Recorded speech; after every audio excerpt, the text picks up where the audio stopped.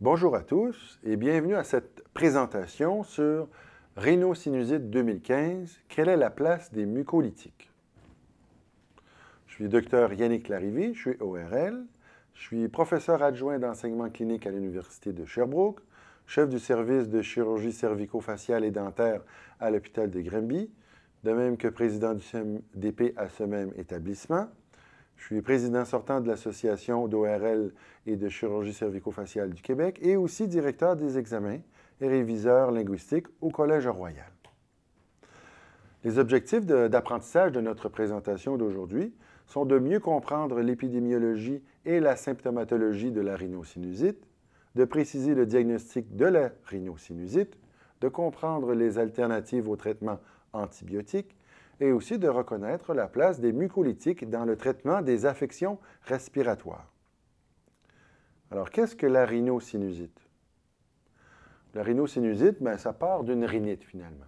La rhinite peut donner des otites moyennes, des déformations maxillofaciales, des dépressions, de la sinusite, de l'asthme, de l'apnée du sommeil, des infections des voies respiratoires supérieures. Donc, cette comorbidité bien connue de la rhinite allergique part toujours de la cavité nasale. Donc, c'est pour ça maintenant qu'on parle de rhinosinusite. Et on ne parle plus juste de sinusite et de rhinite.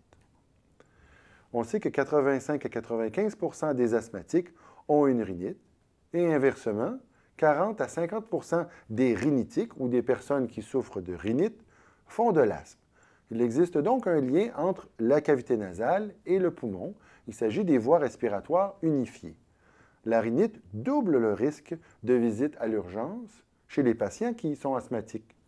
Et la rhinite triple le risque de développer l'asthme. Donc, il existe définitivement un lien entre la rhinite allergique et autres, et l'asthme. Donc, quand on a un problème de nez, on peut avoir un problème au niveau des poumons. Il y a différentes sortes de rhinites que vous connaissez sûrement. On distingue souvent les rhinites persistantes ou annuelles des rhinites intermittentes. Commençons par ces dernières. La rhinite intermittente, la plus connue, c'est la rhinite allergique ou la rhinite pollinique, typiquement durant la période d'été. On a aussi des rhinites infectieuses. Franchement, une rhinite virale en est une. Ça dure quelques jours et c'est réglé. On peut avoir aussi des rhinites hormonales, souvent des rhinites reliées au niveau des menstruations ou encore des rhinites proprement hormonales liées à la grossesse. Pour ce qui est des rhinites persistantes ou annuelles, vous avez aussi des rhinites allergiques qui seraient plutôt associées à des rhinites aux acariens, aux moisissures, à l'exposition aux animaux. Vous avez des rhinites qui sont dites polypoïdes, donc en présence de polypes. Des rhinites vasomotrices, typiquement chez les personnes un peu plus âgées, parce que ce sont des rhinites avec une production claire de mucus. Des rhinites médicamenteuses, typiquement chez les gens qui utilisent des sympathicomimétiques ou encore du Dristan ou de l'Otrivin sur une base beaucoup trop régulière. Nous avons aussi finalement les rhinites dites mécaniques, les déviations, les néoplasies, les corps étrangers, les végétations, les adénoïdes. J'ai fait exprès pour passer outre la rhinite chronique. La rhinite chronique, c'est tout ce qui ne peut pas être classé autrement. Donc, c'est un diagnostic par exclusion. Quels sont les symptômes de la rhinite? Une rhinite va se manifester par des éternuements, un prurit nasal, une démangeaison au niveau du nez, une congestion nasale, bien entendu, qui est souvent soit bilatérale ou en alternance gauche-droite, et la rhinorrhée, le fameux écoulement du nez, qui peut être soit antérieur, soit postérieur, ou les deux. La rhinorrhée postérieure est souvent écrit PND pour Post-Nasal Drip. Les symptômes ne sont pas toujours tous présents et les symptômes peuvent être déclenchés par des facteurs soit externes ou peuvent être chroniques. Donc, la rhinosinusites en tant que telle. On sait qu'en général, la majorité des rhinosinusites aiguës ou des sinusites franchement aiguës adultes sont virales. Plus spécifiquement, 0,5 % des sinusites virales vont se compliquer d'une rhinosinusite aiguë bactérienne. Donc, c'est vraiment une minorité. On doit distinguer entre une rhinosinusite, qui est l'inflammation des sinus et des cavités nasales, d'une rhinosinusite qui est soit aiguë ou chronique. La rhinosinusite aiguë, elle, est d'au moins 7 jours, mais de moins d'1 mois. Elle peut être bactérienne ou virale. Et celle qui est chronique, c'est généralement une inflammation multifactorielle qui est présente plus de 2 mois. L'inflammation au niveau des cavités nasales définit la rhinosinusite. Remarquez ici le schéma à votre droite qui démontre que les sinus sont véritablement des cavernes creusées à l'intérieur de l'os du visage. Ces cavernes sont reliées à la cavité nasale, à l'intérieur du nez, par des petits trous, des petites portes. Ce sont les portes des sinus. Tout le mucus du nez draine au niveau de ces portes. Vous comprenez que la porte du sinus est l'endroit le plus étroit. Si cette porte s'obstrue par une inflammation ou quelque autre processus, eh bien, le mucus va s'accumuler dans le sinus et on va avoir une sinusite. La sinusite est causée par un allergène, un virus, une bactérie ou, dans de rares cas, un champignon. Les sinus frontaux, ethmoïdaux ou maxillaires communiquent avec le meilleur moyen, qui est finalement la portion médiane à l'intérieur de la cavité nasale. Donc, c'est pour ça maintenant qu'on parle pas juste de sinusite, on parle toujours d'une rhinosinusite. Il y a rarement une sinusite sans avoir aussi une rhinite. Ce diapo ici démontre que le drainage du mucus dans le sinus se fait toujours dans le même sens, vers la porte du sinus naturel. Alors, on a beau faire des portes ou des trous à l'intérieur du sinus, le mucus va toujours sortir à l'endroit naturel. Pourquoi? Parce que les cils, il y a des cellules ciliées au niveau de la muqueuse du sinus, les cils sont orientés naturellement vers la porte du sinus. Donc, c'est toujours important de bien nettoyer, de garder cette porte des sinus bien propre, et c'est ce qui décrit en fait l'utilité du nettoyage, du lavage salin et aussi l'utilisation providentielle de mucolytiques. Bien entendu, vous savez très bien que la rhinosinusite peut causer des problèmes dans la vie de tous les jours. Et d'ailleurs, la rhinosinusite est un problème très courant. On calcule que la rhinosinusite est la 3e maladie chronique la plus fréquente en Amérique du Nord et que sa prévalence au Canada est estimée à au moins 6 %. Les germes, les bactéries habituellement mises en cause dans la rhinosinusite aiguë sont bien entendu le streptocoque pneumoïde ou le pneumocoque et l'hémophilus influenzae, entre autres. Donc, comment fait-on le diagnostic d'une rhinosinusite? Bien entendu, vous avez eu accès à des lignes directrices, des guidelines, qui sont maintenant canadiens. Et on vous demande ici d'utiliser le fameux PODS, P-O-D-S, pour bien décrire votre sinusite de façon clinique. À savoir, le P, c'est pour pression au niveau des sinus, le O, c'est pour une obstruction nasale, le D pour une perte de l'odorat et le S pour la présence de sécrétions nasales purulentes. On demande, dans le cadre d'un diagnostic d'une rhinosinusite bactérienne aiguë, d'avoir au moins 2 des symptômes majeurs présents. Ici, ça nous dit clairement que quand on utilise le PODS, on peut arriver à une symptomatologie qui décrit une sinusite, mais il faut qu'on ait au moins 7 jours de symptômes. À moins de 7 jours, clairement, ici, on voit que c'est probablement une sinusite, une rhinosinusite virale. Il faut attendre que la rhinosinusite se convertisse à une rhinosinusite bactérienne. Donc, la probabilité que la rhinosinusite en face de vous soit une infection dite bactérienne est augmentée lorsqu'on a des symptômes qui demeurent et qui durent depuis au moins 7 jours, en présence aussi d'une rhinorrhée purulente et en présence aussi d'une douleur maxillaire, d'une douleur dentaire ou d'une douleur faciale qui est unilatérale.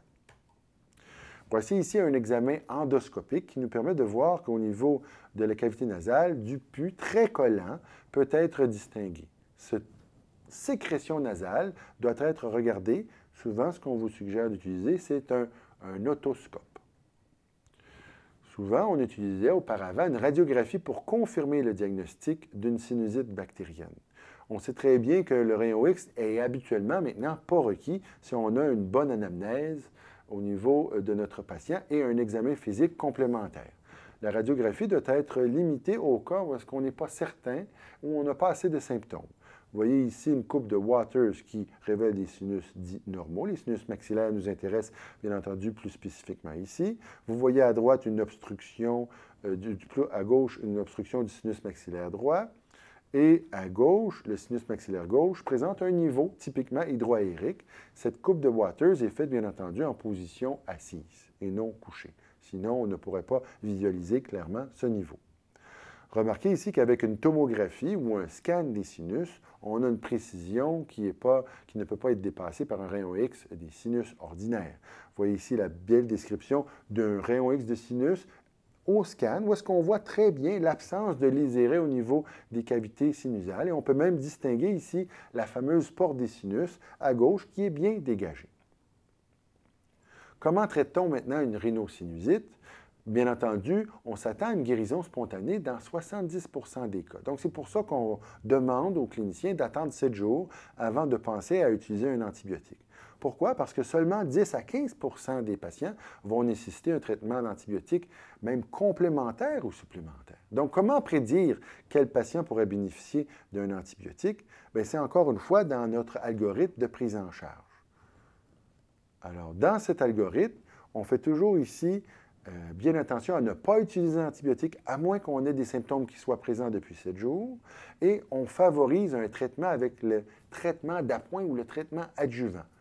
Toujours préconiser l'utilisation d'analgésiques, de décongestionnants topiques pendant au moins 5 jours et de solutions salines, de même que de la cortisone intranasale. Et on se demande aussi de plus en plus s'il n'y a pas une place pour les mucolytiques pour permettre de se débarrasser de ce mucus collant à l'intérieur des cavités nasales. Les études européennes de 2012 ont clairement établi qu'il y avait justement une place pour les mucolytiques dans la gestion du mucus en sinusite aiguë. Plus spécifiquement, dans leurs algorithmes, ici on voit à gauche que certains composés d'herbes sélectionnés ont une place dans le traitement adjuvant de la rhinosinusiite.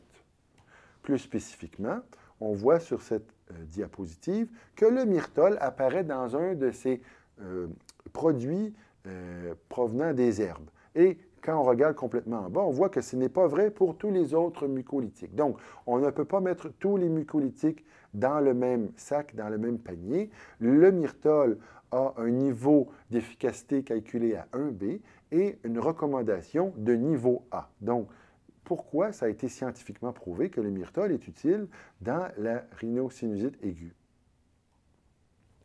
Bien entendu, on s'attend à ce qu'il y ait une inclusion de ce gélomyrtole dans les prochaines lignes directrices. Et pourquoi? Parce qu'on veut finalement limiter notre utilisation des antibiotiques. On voit ici que depuis entre 1988 et 2009, il y a eu une progression de la résistance du pneumocoque à la pénicilline au Canada, atteignant parfois des niveaux de 20 au Canada. C'est encore plus inquiétant quand on regarde la résistance du pneumocoque de 1993 à 2009 pour ce qui est des macrolides. Ici, la courbe démontre une résistance jusqu'à 25 et certaines régions du Québec peuvent atteindre des niveaux de résistance à 30 aux macrolides. Donc, soyons parcimonieux dans l'usage des antibiotiques et les différentes lignes directrices québécoises et canadiennes nous invitent à utiliser le moins possible les antibiotiques et surtout pour le bon patient. Bien entendu, en première ligne, on parle toujours de l'amoxyl 500 mg 3 fois par jour pendant 10 jours, mais on se demande si 7 jours ne serait pas suffisant. Toujours en première intention, si on a d'allergie à la pénicilline, le Septra DS peut être une option, le Ceftin, qui est malheureusement très mal toléré au niveau digestif, et le Biaxin XL demeure une option entière. Dans le cadre d'un traitement de deuxième intention, qui va être utilisé seulement si on a une suspicion de résistance élevée dans notre région au traitement de première intention, ou lorsqu'on a une antibiothérapie qui a été utilisée récemment dans les 3 derniers mois, ou encore lorsqu'on a un échec du traitement de première ligne après 72-96 heures, et finalement, lorsqu'on fait face à une immunosuppression, ou encore à une sinusite dite frontale ou sphénoïdale, à ce moment-là, on va considérer un traitement de deuxième intention. Quel est-il? C'est de base le clavulin 875 mg BID pour 10 à 14 jours. Nous favorisons le 10 jours. Lorsque nous avons une allergie à la pénicilline, le seul outil qui nous reste actuellement est l'Avelox 400 mg d'IA pendant 7 à 10 jours. Ici aussi, nous préconisons le 7 jours. Donc, nous n'avons plus beaucoup d'antibiotiques dans notre armamentarium. Il faut les préserver. Ce sont des outils précieux. Est-ce qu'il existe des critères de référence en ORL dans le cadre d'une rhinosinusite qui ne semble pas répondre au traitement habituel? Bien entendu, vous êtes invité à référer un ORL lorsque vous avez un échec au traitement médical de votre rhinosinusite aiguë, lorsque vous avez des symptômes qui persistent au-delà de 4 semaines, lorsque vous avez plus de 4 épisodes de rhinosinusite aiguë en 12 mois, il s'agit de sinusite à répétition, ou lorsque vous avez parfois décelé des anomalies scanographiques au niveau des sinus, ou lorsque vous craignez des complications, soit au niveau orbitaire ou au niveau encéphalique de la sinusite. Parfois, une sinusite est une conséquence d'une déviation septale du cartilage ou de l'os de la cloison nasale ou encore d'une hypertrophie des cornets. Ces patients pourront bénéficier, bien entendu, d'une chirurgie tout simplement. Parfois, il existe des polypes au niveau de la cavité nasale et à ce moment, comme vous voyez, ce polype, nous allons procéder par chirurgie endoscopique s'il n'y a pas de réponse au traitement médical du polype pour enlever le polype. Et le polype, comme vous le voyez, est essentiellement un sac de gel inflammatoire relié à une racine. Donc, c'est toujours important pour l'ORL d'enlever la racine. Et souvent, il faut s'assurer qu'il n'y a pas d'allergie dans le dossier parce qu'une allergie respiratoire peut entraîner une repousse des polypes. Parfois, le patient avec une polypose nécessite un traitement chronique avec de la cortisone intranasale. Donc, si on revient au traitement adjuvant de notre rhinosinusite, on parle de corticostéroïdes intranasales 2 fois par jour pendant 1 mois. Ça, c'est pour une rhinosinusite aiguë, bien entendu. On préconise l'utilisation de l'analgésie et des antipyrétiques du type acétaminophène. Il faut favoriser aussi une hygiène nasale en rinçant, très important, de bien rincer le nez et les cavités sinusales, d'utiliser un décongestionnant topique pour une durée de 5 jours, peut-être maximum, pour éviter d'avoir une dépendance. On peut utiliser le Dristan ou le Trivin ici, et la place des mucolytiques que nous allons préciser à votre bénéfice sous peu. Bien entendu, on peut utiliser la cortisone intranasale en prévention chez les patients qui font des sinusites à répétition. Donc, les corticostéroïdes topiques, bien entendu, on a les plus anciens en haut jusqu'aux plus récents, et plus ils sont récents, moins ils ont de biodisponibilité. L'inquiétude d'utiliser de la cortisone intranasale a toujours été sur la base d'apporter une atteinte à la muqueuse de la qualité de la muqueuse nasale. Or, les études ont clairement démontré que quand on a une rhinite chronique, la muqueuse à gauche est très endommagée et quand on utilise régulièrement notre cortisone, on a une normalisation au niveau histologique de la muqueuse nasale. Donc, les cortisones en vaporisateur respiratoire normalise l'épithélium respiratoire. Donc, c'est quelque chose de bénéfique. Quelle est la fameuse place des mucolytiques au niveau de la santé respiratoire? Alors, on sait très bien que l'épithélium respiratoire produit un mucus, et ce mucus-là sert à protéger la cavité respiratoire du nez jusqu'au poumon contre les invasions bactériennes.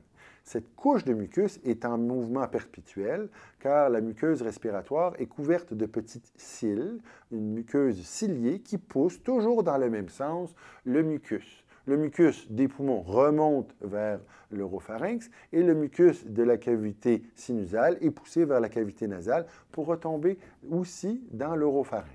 Donc, toujours dans le même sens. La clairance mucociliaire ou la clairance du mucus par le mouvement des cils est donc un mécanisme de défense. Les gens qui ont du mucus qui reste sur place sont souvent plus malades.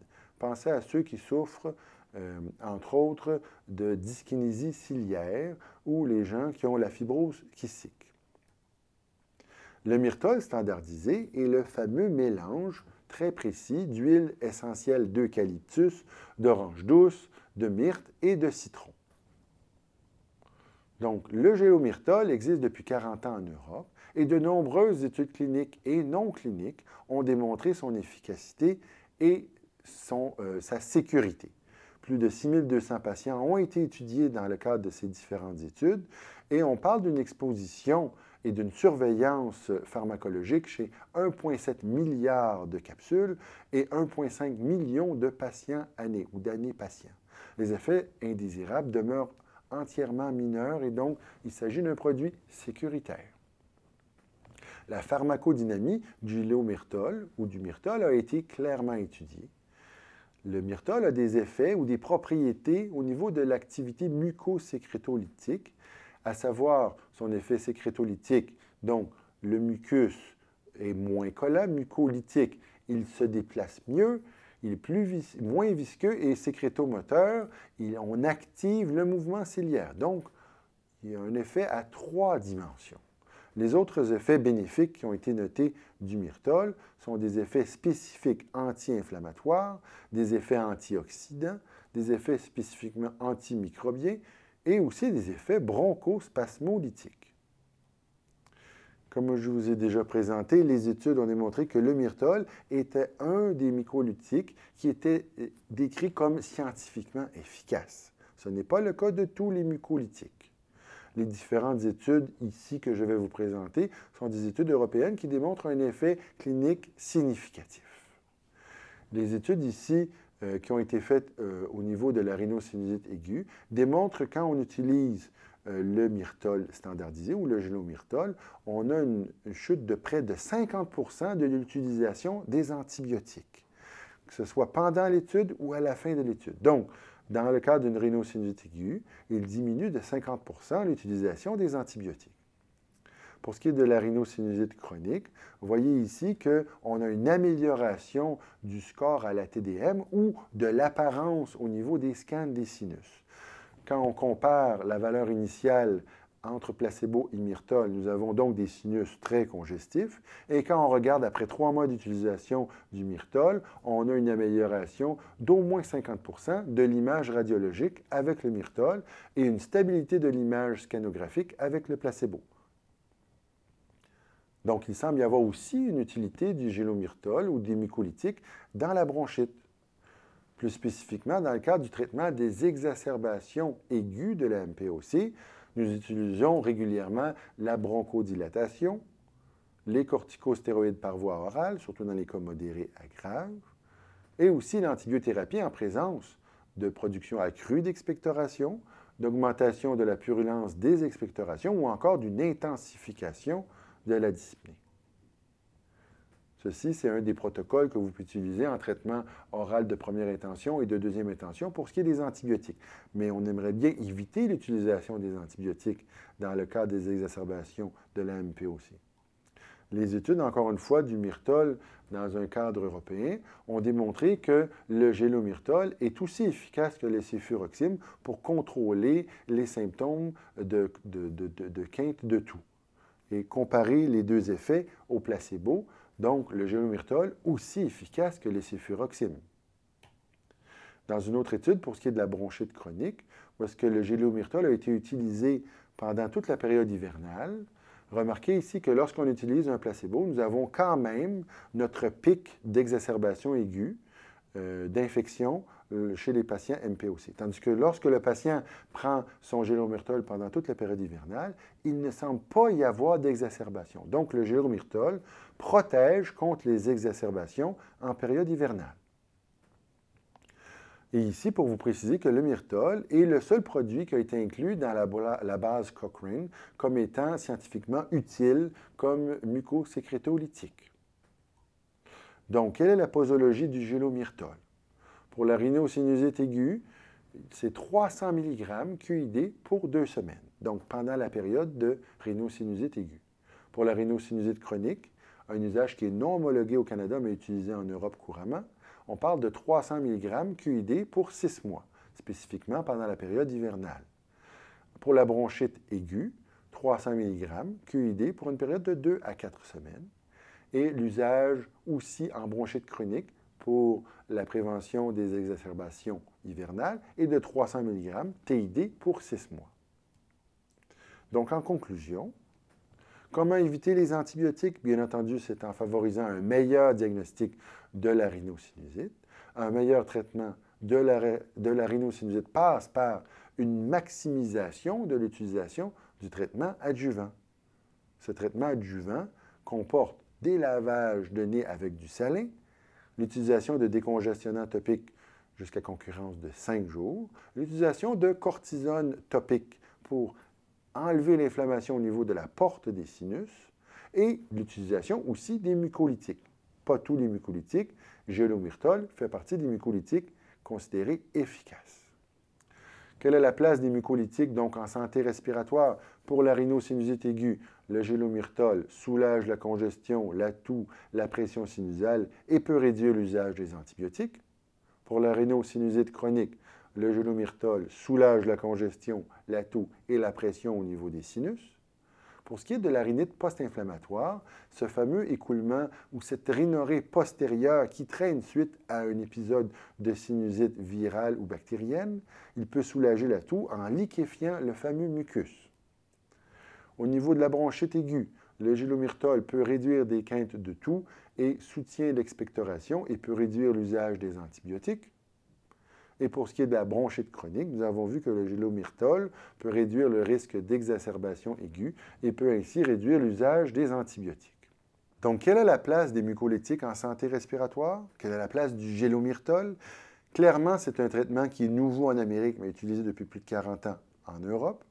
C'est un traitement qui est complémentaire, qui vient aider aux outils que nous avons déjà ici au Canada.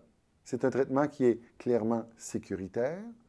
C'est un traitement qui est dit naturel, donc ce n'est pas un traitement franchement pharmacologique, donc ça pourrait être plus facile de convaincre le patient d'utiliser un tel traitement. C'est un traitement aussi qui est scientifiquement éprouvé et un traitement qui est recommandé dans les lignes directrices européennes. Donc, si vous le voulez bien, nous allons faire 2 petits cas cliniques intéressants. Voici ici M. Petitpas. M. Petitpas est un sportif âgé de 44 ans. Il souffre de congestion nasale depuis 8 jours, accompagné d'un écoulement nasal verdâtre. Il se plaint de douleurs, de pression au niveau des sinus, qui est tolérable mais incommodante. C'est au niveau des sinus maxillaires, mais surtout à droite. Il se plaint donc de congestion nasale avec un écoulement vert jaunâtre que vous pouvez voir. C'est un non-fumeur et les poumons sont clairs. Donc, j'en ai assez de ces symptômes. Et même sifflé et douloureux. Le mucus est épais et ne veut pas sortir, même avec le sinus rince. Alors, quel serait votre diagnostic? Quel serait votre traitement? Est-ce que vous pourriez préconiser l'utilisation d'examens complémentaires? Et quel serait le suivi chez ce patient? Donc, c'est un cas assez classique de bien entendu, sinusite bactérienne aiguë. Nous avons notre critère de plus de 7 jours et nous avons la pression, l'obstruction et les sécrétions nasales purulentes. Donc, nous avons au moins 3 symptômes majeurs. Nous avons bien entendu toujours la petite case rouge à droite, les signaux d'alarme. Il faut être certain de ne pas avoir une complication de cette rhinosinusite bactérienne. Donc, normalement, tout dépendant si on classe les symptômes de façon légère à modérée, c'est certainement pas ici des symptômes graves, on pourrait utiliser la cortisone intranasale pour 2 semaines, favoriser un traitement analgésique, une utilisation du décongestionnateur topique pendant 5 jours, l'utilisation très libre et très abondant de solutions salines, et on pourrait utiliser aussi un mucolytique. Si la réponse clinique est favorable en dedans de 72 heures, je n'irai pas, moi, utiliser un antibiotique chez ce patient-là. Donc, si les symptômes durent et perdurent au-delà de notre 72 heures, donc ça fait déjà beaucoup plus de 7 jours que les symptômes sont présents, on pourrait considérer notre amoxicilline en première intention, tel qu'on l'a vu dans notre algorithme précédent. Donc ici, cortisone intranasale, peut-être pour 1 mois si ça fait quelque temps que ça traîne, au moins pendant 2 semaines assurément, des douches nasales pendant 1 mois, du mucolytique, le myrtol, 3 à 100 QID pendant 14 jours, et un suivi dans les 72 heures, comme j'ai dit, pour éviter de voir si un antibiotique ne serait pas indiqué. Et n'oubliez pas les symptômes ou les signaux d'alarme. S'il y a une détérioration, une complication serait à éliminer. Donc, le cas numéro 2, c'est M. Sadomechi, un visage peut-être que vous reconnaissez. Donc, c'est un chroniqueur âgé de 44 ans. Suite à un gros rhume, il y a 1 mois, monsieur persiste à avoir une rhinorrhée postérieure qui est gênante et associée à de la toux. Il n'y a pas de congestion nasale, il est un non-fumeur et les poumons sont clairs. Donc, j'ai pris 3 antibiotiques en 1 mois, amoxicille, clavulin et Avelox, et c'est inutile. Le mucus est épais et ne veut pas sortir, même avec le sinus rince. Alors, ici encore, les mêmes questions. Quel serait votre diagnostic? Quel serait le traitement proposé? Y a-t-il des examens, des investigations qui seraient utiles dans ce cas? Et quel serait votre suivi idéalement? Donc ici, quand on regarde notre algorithme diagnostique, ça ne correspond pas tout à fait aux critères d'une rhinosinusite bactérienne. Parce que franchement, on a simplement des sécrétions, et les sécrétions sont postnasales, oui, mais pas nécessairement colorées ou décolorées. Ça semble plus être des sécrétions claires, très gênantes. Il n'y a pas de pression, pas d'obstruction et pas d'atteinte de l'odorat. Donc ici, je vais plutôt décrire une rhinite post-inflammatoire. Et beaucoup de vos patients vont se plaindre de cette fameuse rhinite post-inflammatoire. Cette rhinite post-inflammatoire, il faut la traiter, encore une fois, avec de la cortisone intranasale pendant 1 mois, des douches nasales aussi pendant ce même mois. Je veux juste vous préciser que quand on fait l'utilisation de cortisone intranasale, il faut faire la douche nasale avant d'utiliser, bien entendu, la cortisone intranasale. Et ici, c'est une indication très particulière du myrtol, 300 mg QID pendant 14 jours. Le mucus va être beaucoup plus facile à gérer et il va donc couler moins longtemps. C'est une utilisation très intéressante du génomyrtol. Donc, c'était notre exposé sur la rhinosinusite en 2015 et la place des mucolytiques en santé respiratoire. Je suis Dr Yannick Larrivé et je suis disponible à répondre à vos questions. Merci à tout le monde.